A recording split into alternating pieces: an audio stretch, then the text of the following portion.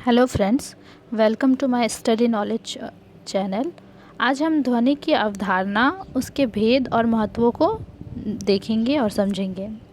ध्वनि की अवधारणा, जैसा हम जानते हैं कि भारतीय काव्य शास्त्र में ध्वनि सिद्धांत का विशेष महत्व है, जो काव्य के 6 संप्रदायों में से एक है।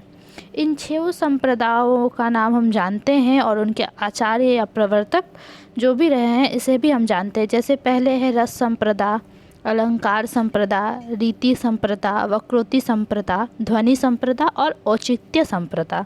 इन सभी के आचार्य भिन्न भिन्न रहे हैं। जैसा आज हम जान रहे हैं ध्वनि की संप्रदा या ध्वनि संप्रदा के विषय में। ध्वनि संप्रदा के प्रवर्तक या श्रेष्ठ कवि या आचार्य आनंदवर्धन को दिया जाता है। इन्होंने अपने ग्रंथ ध्वन्यालोक में ध्वनि का व्यवस्थित एवं व्यापक विवेचन किया है। इन्होंने ध्वनि को काव्य की आत्मा मानते हुए कहा है, काव्यात्मा ध्वनि रीतिः, अर्थात ध्वनि काव्य की आत्मा है। इन्होंने ही माना है कि ध्वनि एक प्रतीयमान है, यानी प्रतिमान है। इसके लिए वह कहते हैं कि प्रतीयमान पुनरदेव वस्तसितवानशु महाकव नामः यतत् प्रसिद्धा वयातिरिक्तः विभाति लावण्यमिवांगसु। यानी आनंदवर्धन ने प्रतीयमान अर्थ को ही ध्वनि माना है। प्रतिमान अर्थ की प्रशंसा करते हुए ही इन्होंने इन पंक्तियों को कहा है। इसका अर्थ है कि महाकवियों की वाणी में वाचार्थ्य से भिन्न प्रतिमान्य अर्थ कुछ और ही वस्तु है, जो सुंदरियों के लावण्य के समान अलग ही प्रकाशित होता है। यानी ध्वनि जो है वो एक अलग ही वस्तु या स्वरूप है, जो काव्य के लिए बहुत आवश्यक होती है। जैसे आचार्य मम्मट ने काव्य के 3 भेद माने हैं: ध्वनि काव्य, गुणभूति व्यंग काव्य और चित्र काव्य। ध्वनि काव्य में वाचार्थ की अपेक्षा व्यंग्यार्थ प्रमुख होता है, यही उत्तम काव्य है। गुणीभूति व्यंग में वाचार्थ या तो व्यंग्यार्थ के समान महत्व का होता है या फिर उसमें अधिक प्रवाह होता है। इस प्रकार का काव्य मध्यम कोटि का काव्य है, जबकि चित्र काव्य में व्यंग्यार्थ का नितांत अभाव होता है। इसमें केवल शब्दगत और अर्थगत चारुकता ही रहती है।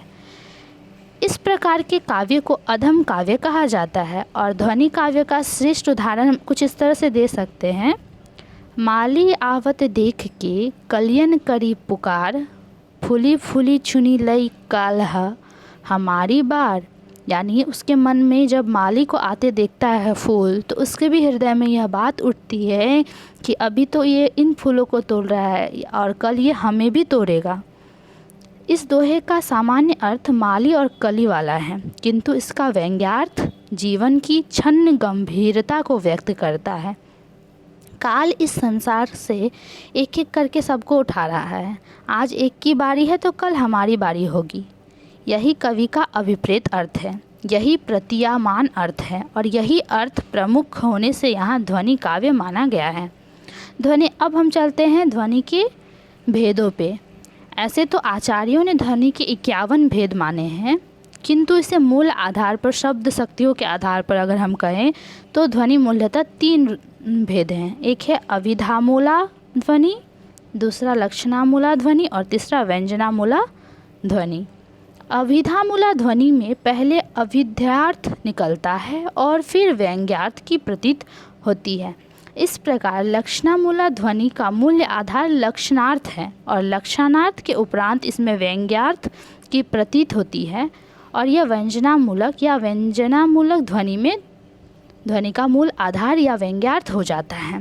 इसके अतिरिक्त 3 प्रकार के ध्वनि भेद और माने गए हैं, जिनका उल्लेख व्यंजना के भेदों के अंतर्गत किया जा सकता है, जैसे वस्तु ध्वनि, अलंकार ध्वनि और रस ध्वनि।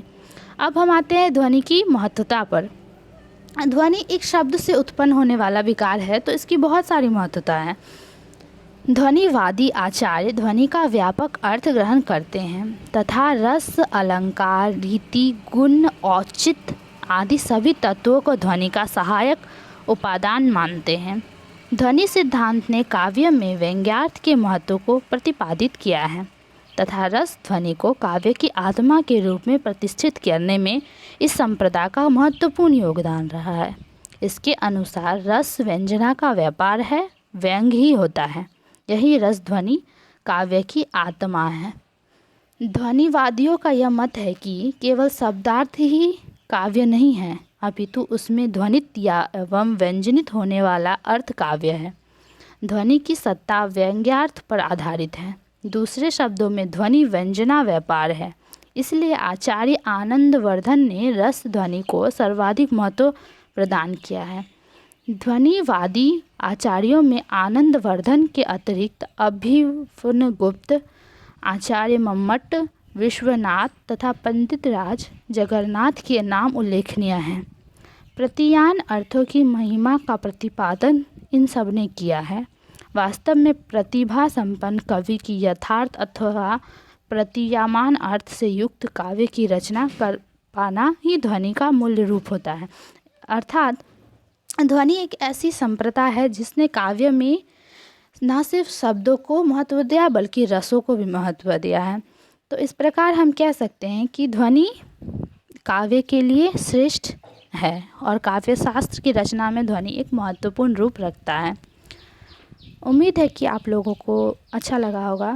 आगे भी हम ऐसे ही वीडियो सब देखने के लिए, चाहे वो साहित्य से जुड़ी हो या आपके सिलेबस से जुड़ी हो, हमारे चैनल को लाइक एंड सब्सक्राइब करें। थैंक्स।